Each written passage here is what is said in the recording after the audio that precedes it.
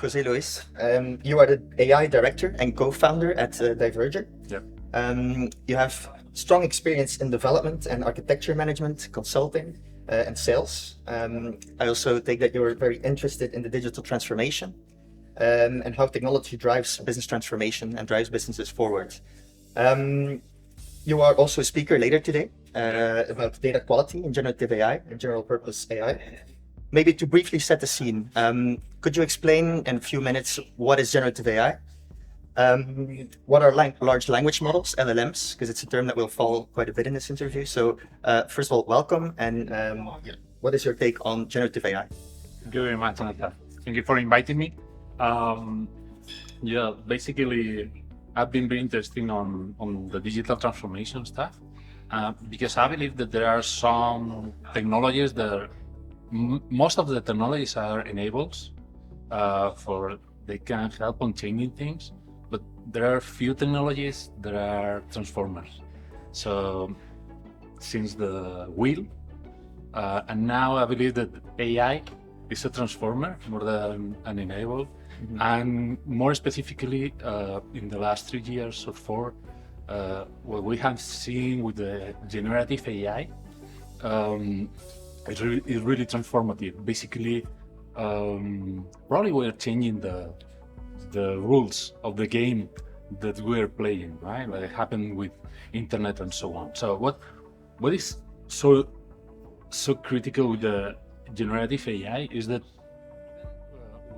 we have probably the most the showcase is the generative. That's the reason that is generative AI.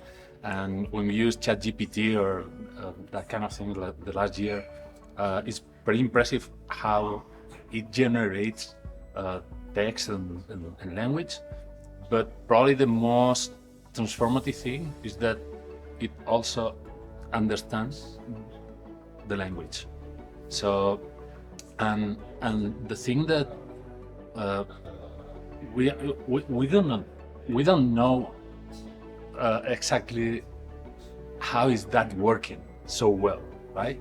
But we have more or less the sense of how it's working.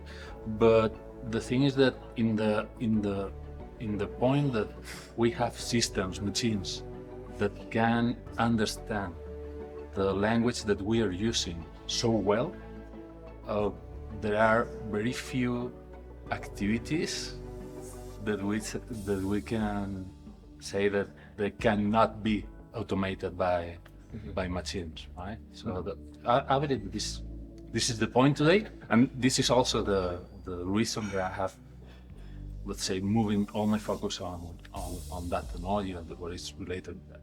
Yeah. Okay. And large language models, LLMs, we call them.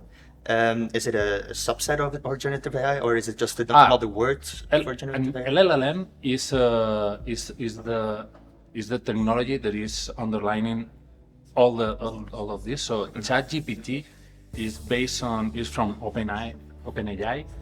There is a company that has a model that is called GPT, GPT 3.5, GPT 4, whatever.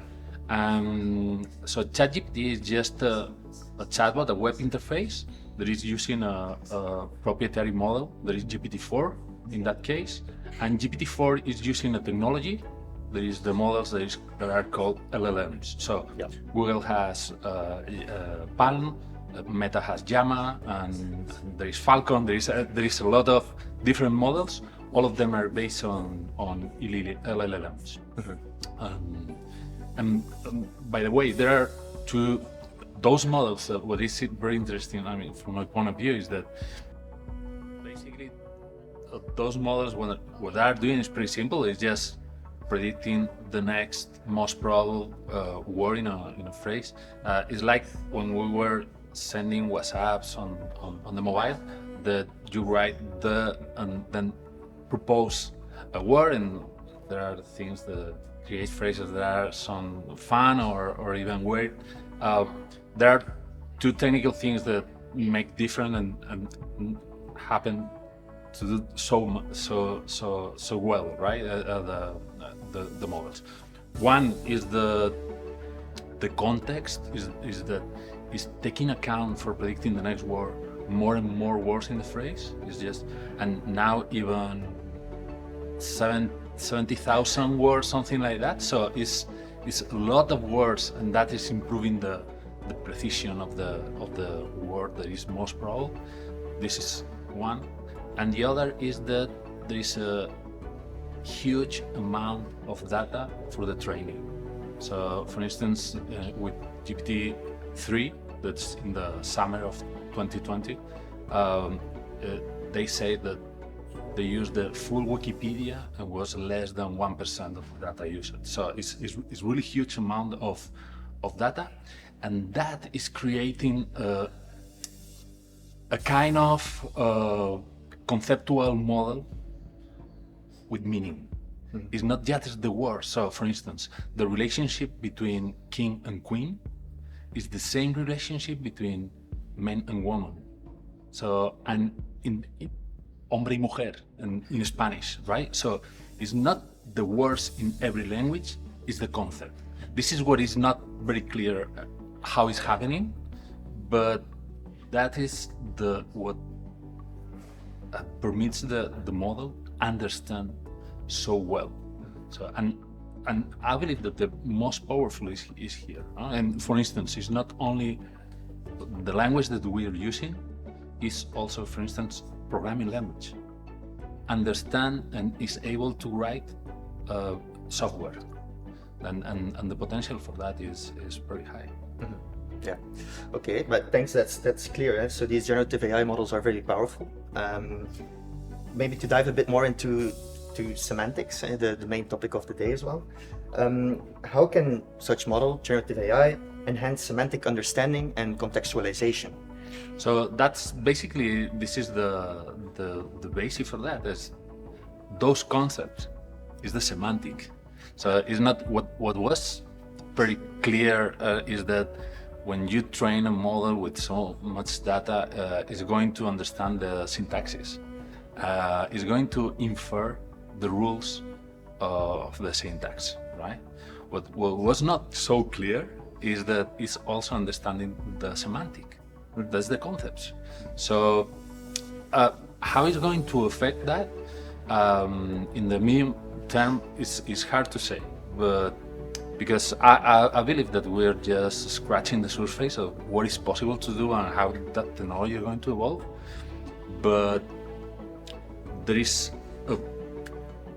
a chance that changes everything in the aspect of semantic interoperability. For instance, coming back to the language that we use, that we call natural language, but it's just language. We use language for communicate between different persons, and when we have different languages, we need something to interrupt between different countries, right? Mm-hmm. We have translators, we have interpreters. There is a chance, there is a possibility that in the next 5-10 years, all the job done by interpreters and translators can be automated, right? So it's a very profound change on that aspect. If we move to the data and the systems, the information systems, the need for interoperation is basically is the same. It's just in some aspects is more complicated because technical limitations of the systems. But if we move the same technology to the interpretation of systems, what can happen is that all the techniques that we are using today are going to be obsolete because, or are going to be replaced by that kind of technology, right? That is not for sure, but I really believe that there is an option that happens in I don't know, 5 years, something like that. Yeah. Okay, so you're already touching on generative AI as a tool, as something that public organizations, any organizations can use. Mm-hmm. How do you see this being used in practice when it comes to some core interoperability activities that are also core of SEMIC, which are building of common data models, transforming data, connecting different data sets? You already mentioned the multilingual aspect. do you see generative AI models being used for these kind of tasks by government officials? Or how would you translate this into practice, and how could it provide value for SEMIC's core activities that I mentioned before? I mean, it depends on the timing, right, and so on. But basically, I believe that all the activities that are related with language or data can be automated.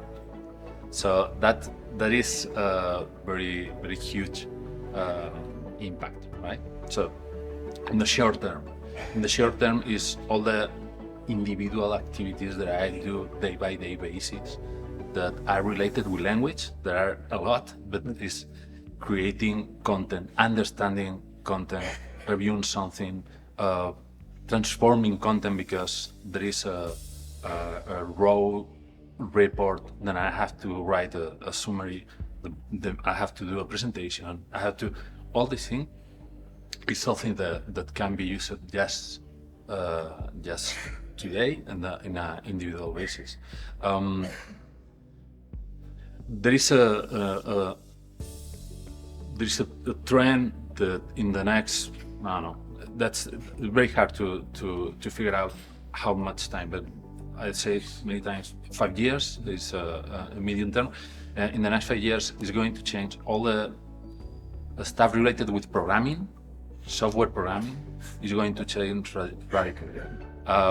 There are even, that's a stream, but there are even people saying, the CEO of Stability AI, saying in 5 years there are no programmers. That's a stream, probably it will be something in the medium. But if the creation of the system is changing, what is changing is writing code, is changing designing systems, is changing designing data systems, is changing the translating data from one system to the other. So, and the key thing is that potentially all of that can be automated. So without all the effort that we're doing as humans, step by step and so on. So I will start. I will start. This is what I'm doing, and honestly, we're learning as a community a lot. We're, as I say, scratching the surface of what can be done, and the systems are going pretty fast. No? They are evolving pretty fast. Yeah. That's an excellent answer. So thank you for that for those insights. Maybe a final question to close the interview. Again, more into practice for a public organization, what would be the key challenges that they would face to start doing what you just described and to start extracting that value, that big potential that generative AI has? Do you see main challenges that they should be aware of and that should be addressed and that we should pay attention to?